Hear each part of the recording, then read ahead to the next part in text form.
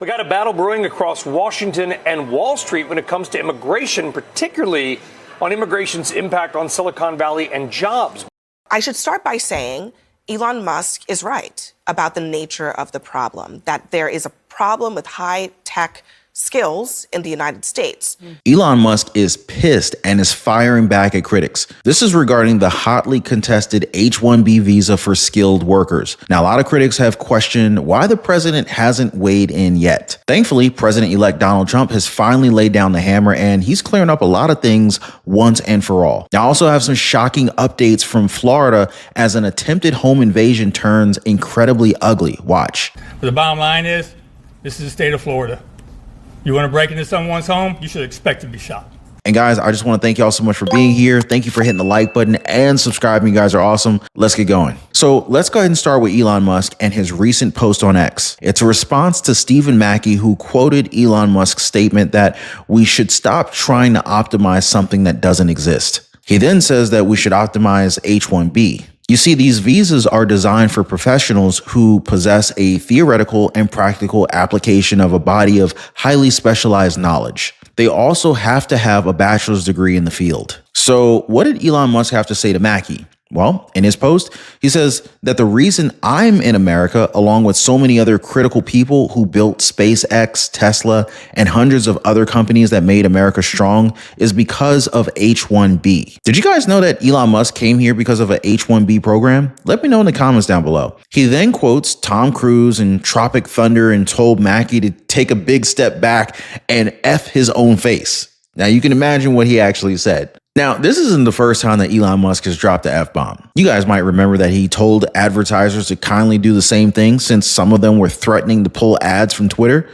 He didn't care. Now, there are others that feel threatened by this post, and I guess some of them weren't aware that he's taken his words from a literal meme. One user went as far as to say that Elon Musk can't be trusted with defense contracts if he publicly threatens millions of Americans, saying that it's terrifying to think that Elon Musk might shoot a space laser at us. Come on, seriously? Stephen Mackey, the initial guy that Elon Musk responded to, answered by saying that he understood Elon Musk's reference, adding that he wouldn't take it too seriously. Maybe he saw the movie too, Tropic Thunder. Who knows? I think it was, Robert Downey Jr. in that movie?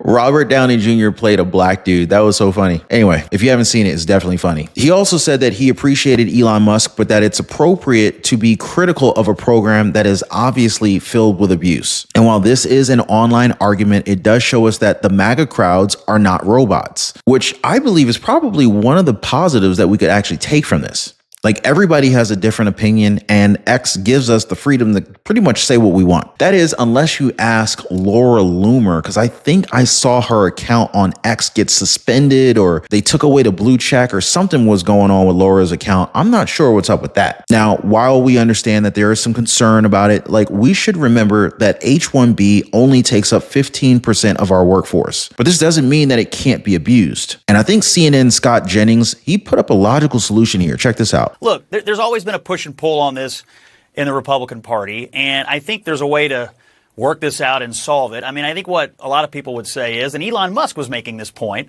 if you take like the top 1% or the top 0.1% of the most talented engineering people from other countries, that's perfectly fine. H-1B visas for that, they're unique. They have unique talent, unique innovative skills, fine.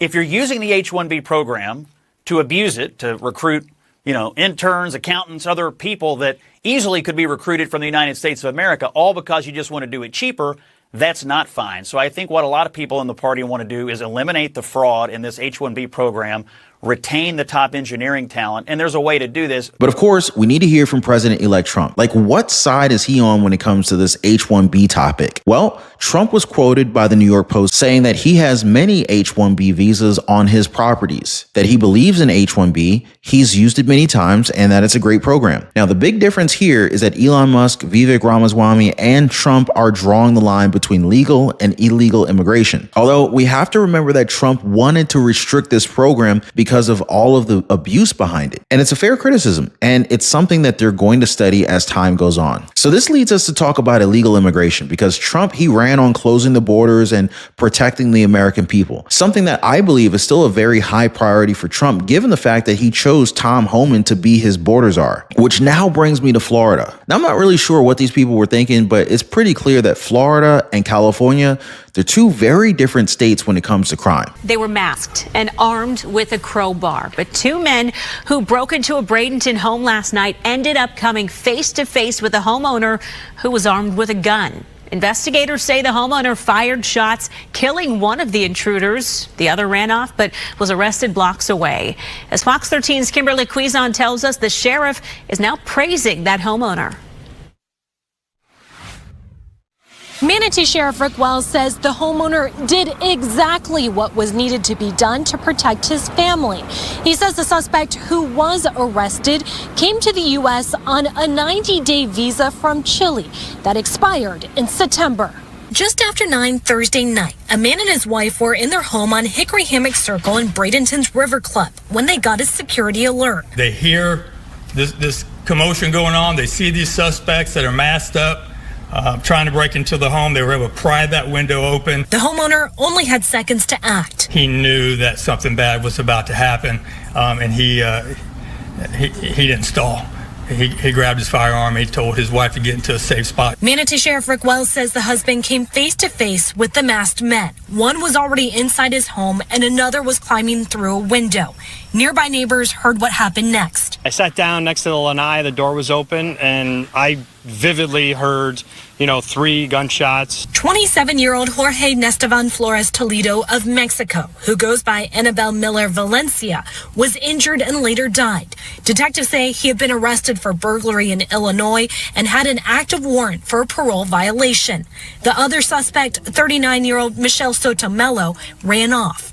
A Manatee Sheriff's K-9 stopped him a few blocks away. I praise this husband for doing what he needed to do to protect his home and protect his family. Now, if the husband hesitated to act, I might be talking about a completely different headline here. But just like the sheriff said, this is Florida. And if you're going to try and invade a home that isn't yours, then expect resistance. Well said, sir. Well said. Now, in this case, retaliation. And honestly, I don't know about y'all, but I hate some squatters. And I think that would be the best retaliation for anybody who's trying to squat. I'm just saying. Now, I'm not promoting violence in the least bit, but what I am saying is I will protect what's mine.